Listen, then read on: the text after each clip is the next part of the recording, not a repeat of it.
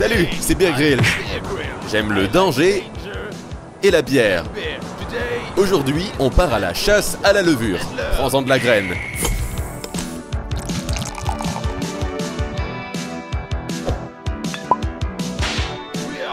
On peut trouver des levures partout. Sur les arbres, les fleurs, les fruits, et même dans les airs, comme ces petites Brettanomyces.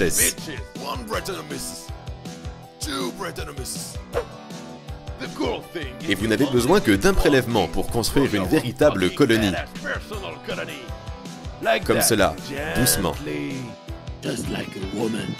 Vous avez vu, un tube, un coton-tige stérile et le tour est joué.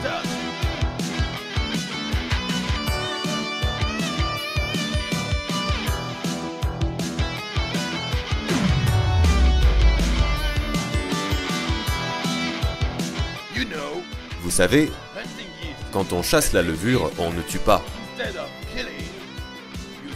On crée la vie. Vous pouvez également placer un starter d'eau sucrée pour attraper des levures portées par le vent.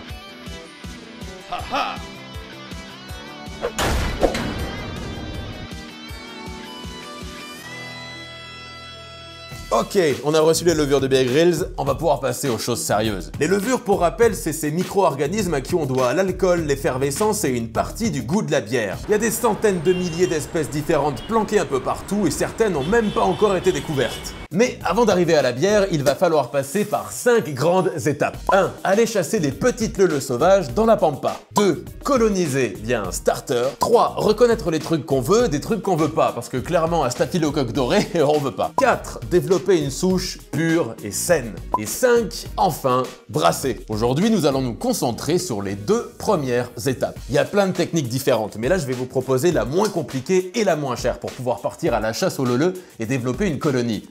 Votre colonie. Donc vous aurez besoin, au minimum, de coton-tige stérile pour les prélèvements. Bon bah là ils sont plus stériles. Des tubes à essai stériles assez grands pour pouvoir les conserver, mais aussi pour pouvoir mettre des morceaux de fruits par exemple. De désinfectant pour pouvoir stériliser et encore stériliser le reste du matos. D'une casserole pour pouvoir stériliser à l'eau bouillante si vous n'avez pas de désinfectant, mais aussi pour préparer la base du starter. De sucre ou d'extrait de malt si vous en avez sous la main, à peu près 100 grammes par litre. Et de bocaux divers et variés. Bon, ça c'est un peu gros. Le mieux ce sera de prendre un truc dans ce genre là, ou alors si vous arrivez à en trouver un, ça c'est vraiment la taille parfaite, et en plus il y a un petit couvercle avec un trou pour pouvoir mettre un barboteur. C'est l'idéal. Bien, pour commencer, retirez le cran de sûreté de vos cotons-tiges et partez à la chasse faire des prélèvements. Et c'est pas la peine d'aller très loin. L'avantage de la technique du coton-tige, c'est que si vous partez en voyage, vous pourrez toujours ramener plein de trucs sans vous faire emmerder à l'aéroport. Une fois rentré, vous allez devoir préparer un terrain propice au développement de votre colonie. On appelle ça un starter, mais moi, j'appelle plutôt ça une partouze. Bon, il va falloir commencer par stériliser votre récipient en le plongeant dans l'eau bouillante ou en utilisant du désinfectant. Après, il suffira de faire bouillir pendant un bon gros quart d'heure du sucre ou de l'extrait de malt si vous en avez, dans à peu près 10 fois le volume d'eau, c'est-à-dire 100 grammes par litre, grosso merdo. Alors le but c'est pas d'envoyer les levures en enfer, donc vous attendez un petit peu que ça refroidisse et puis vous transvasez dans votre récipient qui est déjà stérilisé normalement. Après il vous restera plus qu'à bien touiller votre coton-tige dedans. La suite est pas très compliquée, il suffit de laisser un petit peu d'intimité aux levures, et pour ça il y a qu'à poser le bocal dans un coin sombre à température ambiante et d'attendre. Vous pouvez aussi leur mettre du Barry White, ça accélérera le processus. Vous pouvez aussi préparer un starter et le laisser une nuit à l'air libre avec un tissu par-dessus, ça vous permettra d'attraper des levures hippies qui virevoltent au gré du vent. Si la magie a opéré, vous devriez voir apparaître des signes d'activité au bout de quelques jours.